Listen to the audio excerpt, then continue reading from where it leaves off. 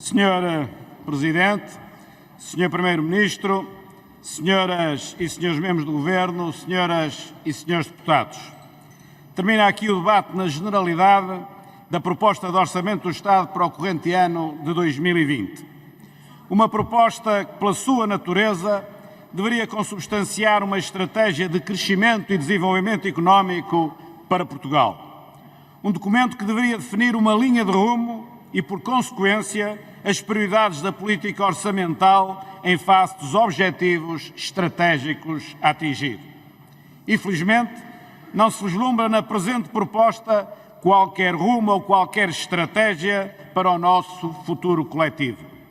Apenas se reconhecem um conjunto de medidas avulsas, sem estratégia definida, mas com tática bem evidente. A de procurar consolidar na mente dos portugueses a ideia peregrina de que o PS no governo consegue dar tudo o que outros nunca conseguiriam. Na prática,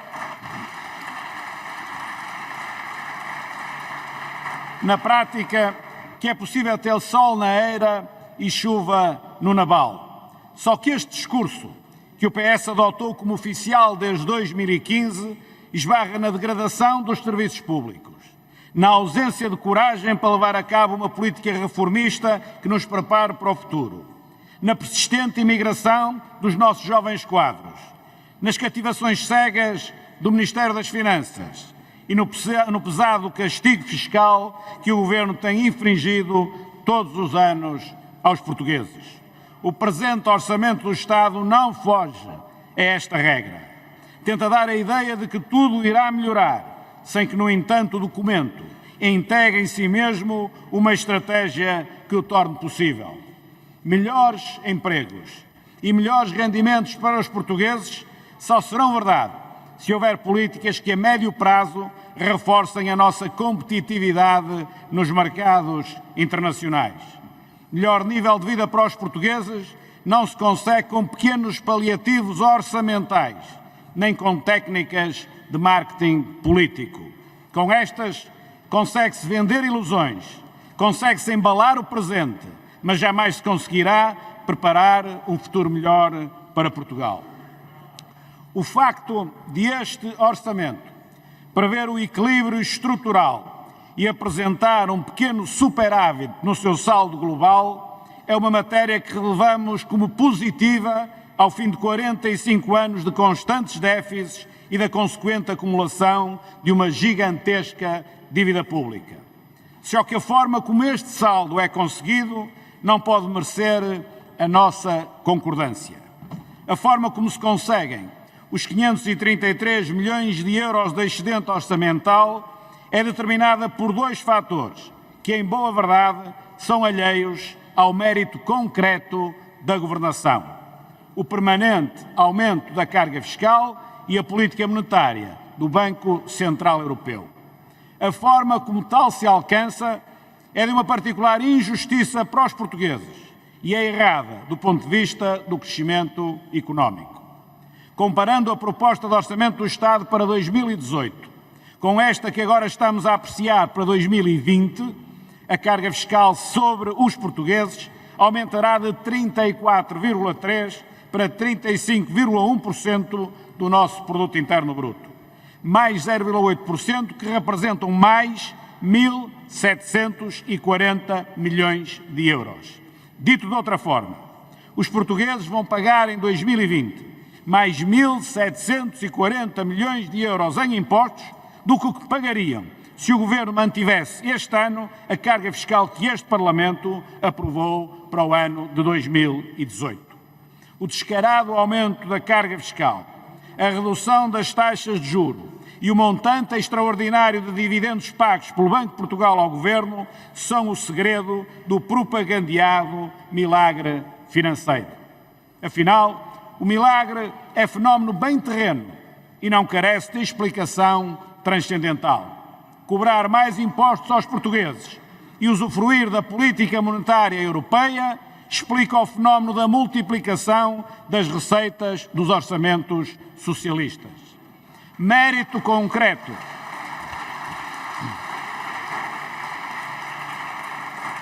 Mérito concreto da governação por força de reformas e políticas que pudessem ter feito a consolidação das nossas finanças públicas é coisa que pura e simplesmente não existe. Se compararmos a fatura de juros da dívida pública paga em 2015 com a que se prevê para 2020, a diferença é brutal. Menos 1.800 milhões de euros por força da política monetária europeia que ajuda a manter as taxas de juro a um nível anormalmente baixo.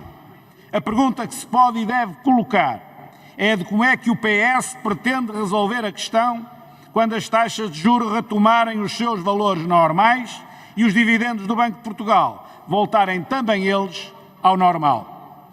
Quando assim for, porque assim um dia terá de ser, se algo de sustentado entretanto não se fizer, todos perceberão que Portugal andou a viver de ilusões e, tal como a cigarra na sua história com a formiga, não se preparou devidamente no verão para estar apto a enfrentar o inverno.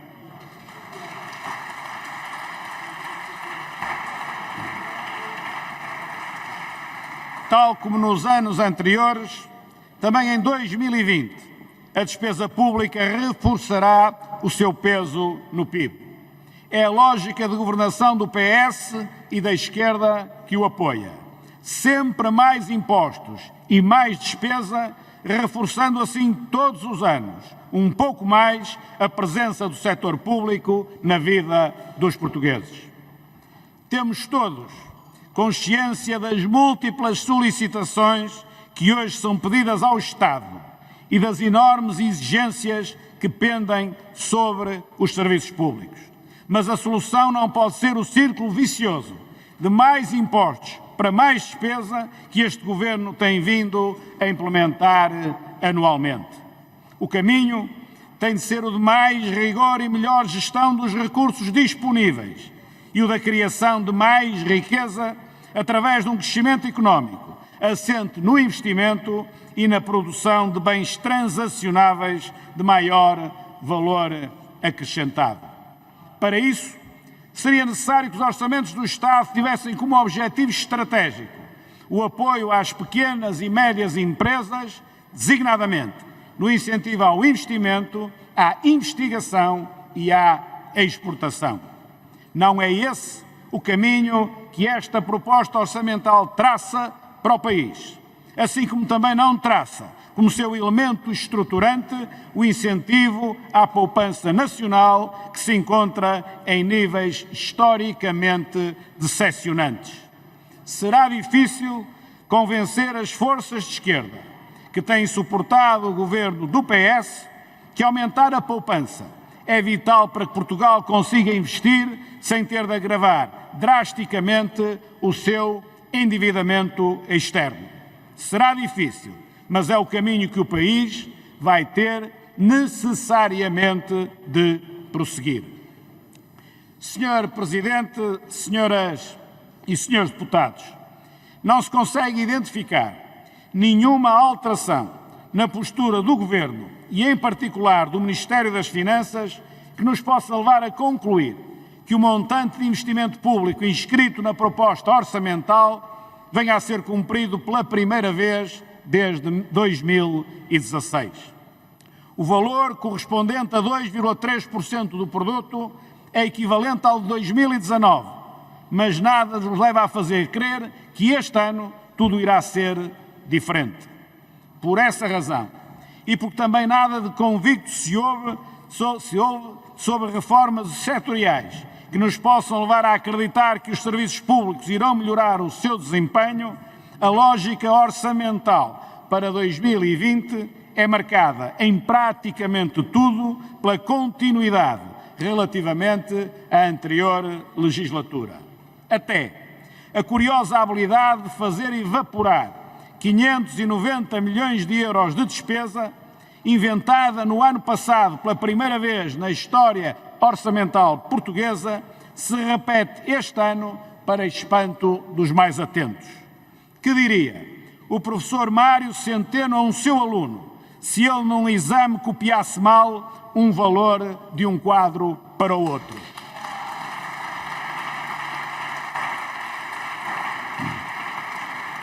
Pois bem, é isso que acontece quando comparamos o quadro 6.1 com o quadro 3.4 do relatório do Orçamento de 2020.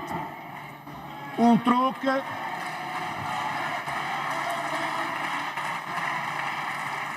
é o 6.1 com o 3.4.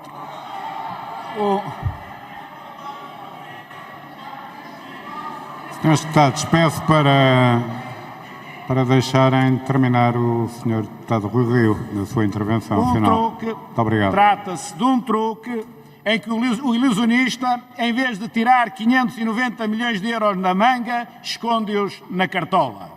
É seguramente um efeito mágico em que das duas, uma. Ou a verba de 590 milhões vai ser logo à cabeça, cativada de forma discricionária pelo Ministério das Finanças, ao arrepio do aprovado por este Parlamento, ou não haverá superávit de 533, mas sim déficit de 57 milhões de euros.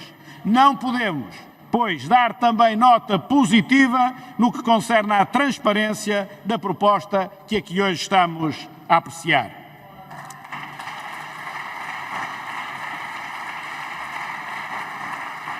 Senhor Presidente, senhoras e senhores deputados, o Partido Social Democrata não pode, pelas razões aqui apresentadas, dar o seu acordo à proposta de orçamento do Estado que o Governo nos apresenta. Porque ela não tem sentido estratégico e muito menos tem aquele que o PSD entende como fundamental para o desenvolvimento económico do nosso país. Porque ela volta a apostar no aumento da carga fiscal e na pressão sobre os contribuintes. Porque ela continua a aumentar o peso da despesa pública na nossa economia. Porque a consolidação orçamental continua a ser suportada por aumentos de impostos e por receitas de forte pendor conjuntural e não por alterações no perfil estrutural da despesa. Porque ela se esquece que são as pequenas e médias empresas o principal motor da nossa economia e que é nelas que, por isso, temos de apostar se quisermos criar melhores empregos e pagar melhores salários aos portugueses.